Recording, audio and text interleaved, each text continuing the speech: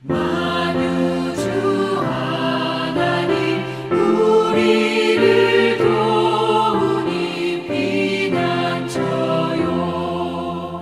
세상의 난리를 그치게 하시니 세상에 장검이 쓸데없네. 높으신 하나님 우리를 구하니 할렐루야. 괴로움이 심하고 환난이 극하나 피난처 되시는 주 하나님.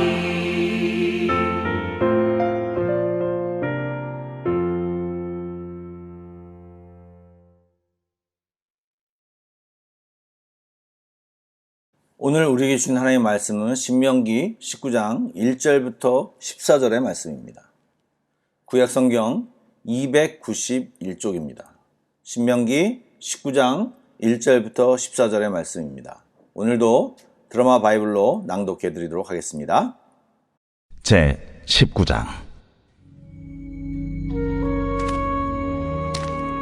내 하나님 여호와께서 이 여러 민족을 멸절하시고 내 하나님 여호와께서 그 땅을 내게 주심으로 내가 그것을 받고 그들의 성읍과 가옥에 거주할 때에 내 하나님 여호와께서 내게 기업으로 주신 땅 가운데에서 새 성읍을 너를 위하여 구별하고 내 하나님 여호와께서 내게 기업으로 주시는 땅 전체를 새 구역으로 나누어 길을 닫고 모든 살인자를 그 성읍으로 도피하게 하라.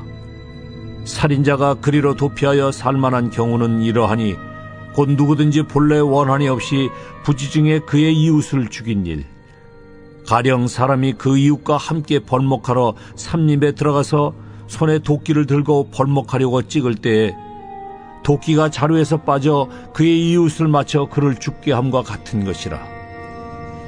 이런 사람은 그 성읍 중 하나로 도피하여 생명을 보존할 것이니라.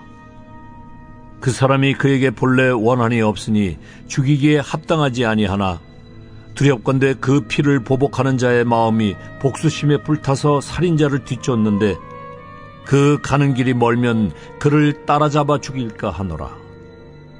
그러므로 내가 네게 명령하기를 새 성읍을 너를 위하여 구별하라 하노라. 네 하나님 여호와께서 네 조상들에게 맹세하신 대로 내 지경을 넓혀 내 조상들에게 주리라고 말씀하신 땅을 다 내게 주실 때, 또 너희가 오늘 내가 너희에게 명하는 이 모든 명령을 지켜 행하여 내 하나님 여호와를 사랑하고 항상 그의 길로 행할 때에는 이 셋 외에 새 성읍을 더하여 내 하나님 여호와께서 내게 기업으로 주시는 땅에서 무죄한 피를 흘리지 말라. 이같이 하면 그의 피가 내게로 돌아가지 아니하리라. 그러나 만일 어떤 사람이 그의 이웃을 미워하여 엎드려 그를 기다리다가 일어나 상처를 입혀 죽게 하고 이 한 성읍으로 도피하면 그 본 성읍 장로들이 사람을 보내어 그를 거기서 잡아다가 보복자의 손에 넘겨 죽이게 할 것이라. 내 눈이 그를 궁일히 여기지 말고 무죄한 피를 흘린 죄를 이스라엘에서 제하라. 그리하면 네게 복이 있으리라. 네 하나님 여호와께서 네게 주어 차지하게 하시는 땅, 곧 네 소유가 된 기업의 땅에서 조상이 정한 네 이웃의 경계표를 옮기지 말지니라. 오늘도 이 아침을 주님과 함께 시작하는 여러분들에게 주의 은혜가 충만하길 간절히 소원합니다. 18장 이전에 신명기 내용에는 하나님의 공의가 반영된 법들에 대한 설명이 굉장히 많았습니다. 그런데 오늘은요, 이 도피성 제도라는 것을 이야기하고 있는데요. 굉장히 독특한 내용입니다. 하나님의 공의보다는 하나님의 국률을 엿볼 수 있는 내용입니다. 이스라엘 백성이 가나안 땅에 들어가 살 때 땅 전체를 세 구역으로 나누어서 각 지역마다 도피성을 만들고 그 성으로 가는 길을 잘 닦으라고 명하십니다. 이 도피성의 용도는 무엇이었을까요? 하나님은 백성 중에서 실수로 사람을 죽인 자가 복수자의 손에 죽임을 당하지 않도록 하기 위해서 만드는 것이라고 말합니다. 좀 쉽게 말하면 오늘 말씀 중에도 있지만 예를 들어 벌목을 하다가 실수로 도끼 자루에서 도끼가 빠져나가 옆 사람을 죽게 할 경우가 있습니다. 즉 불가피하고 의도치 않게 살인을 했을 때 이 도피성을 이용할 수 있도록 한 것입니다. 살인한 사람의 입장에서는 의도치 않았고 실수였다고 하지만 죽은 사람 즉 가족의 입장에서 볼 때는 보복을 쉽게 생각할 수 있을 것입니다.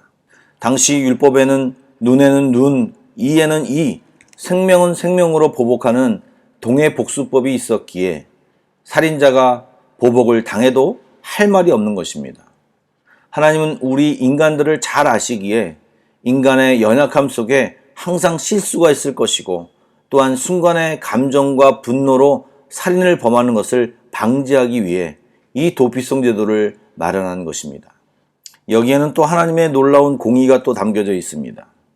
의도성 없이 살인하여 도피성으로 도망하여 살 수는 있지만 도피성 밖으로 나가면 보호를 받을 수 없게 하심도 하나님의 공의가 나타납니다. 비록 사고였다고 하더라도 한 사람을 죽게 하였기에 자유를 도피성 안으로 제한하는 하나님의 공의로운 징벌제도였음을 알 수 있습니다. 또한 계속 읽다 보면 이 도피성 제도가 모든 살인자를 위한 것이 아님을 알 수 있습니다. 실수로 살인한 자가 공정하게 재판을 받고 그들의 과실에 따라 판결받기 위한 공간이었습니다. 즉 살인이라는 죄에 대하여 시간을 두고 의로와 경중을 살피기 위해 준비된 곳이라는 말입니다.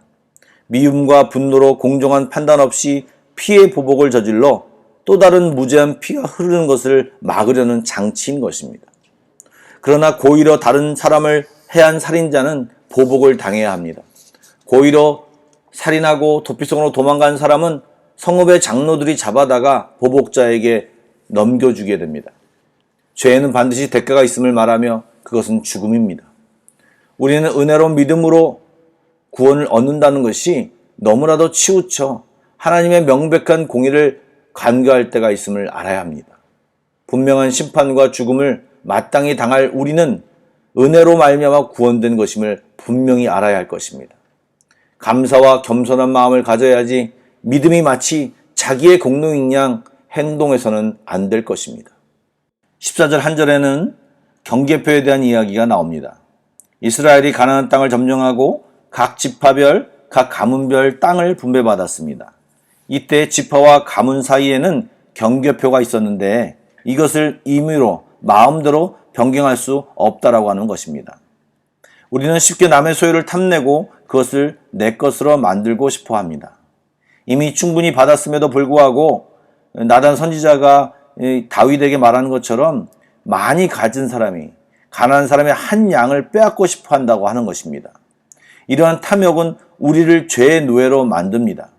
그러기에 하나님은 경계를 만드시고 경계표를 옮기지 말라고 명하십니다. 여러분, 우리는 하나님이 정해주신 그 경계 안에서 최선을 다해야 하는 것이지 하나님 없는 곳, 하나님이 정해놓으신 그 너머의 경계 너머의 것을 사모해서는 안 되는 것입니다. 우리가 오늘 주의 국률 안에 있는지, 지금 우리가 하나님의 뜻 안에 있는지 우리 위치를 점검해야 하고 오늘도 하나님이 허락하신 것에 만족하며 주의 얼굴을 구하는 이 하루가 되기를 간절히 소원합니다. 오늘 본문의 내용이 이렇게 많이 설명할 내용이 아닙니다. 여러분, 오늘 기도 시간을 충분히 가지시는 시간이 되길 간절히 원합니다. 다 같이 기도하시겠습니다.